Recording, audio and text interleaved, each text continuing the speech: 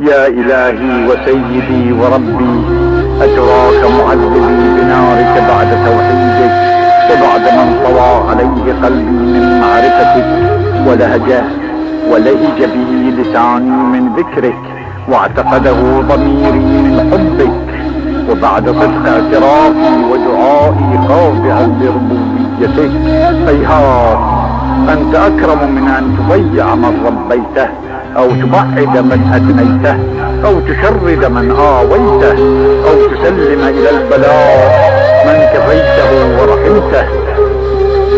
وليت شعري يا سيدي وإلهي ومولاي، أتسلط النار على وجوه خرت لعظمتك ساجدة، وعلى ألسن نطقت بتوحيدك صادقة، وبشكرك مادحة، وعلى قلوب اعترفت بإلهيتك محققة، وعلى ضمائر حوت من العلم بك حتى صارت خاشعة، وعلى جوارح سعت إلى أوطان تعبدك طائعة، وأشارت باستغفارك مذعنة. ما هكذا الظن بك، ولا أخبرنا بفضلك عنك يا كريم. يا رب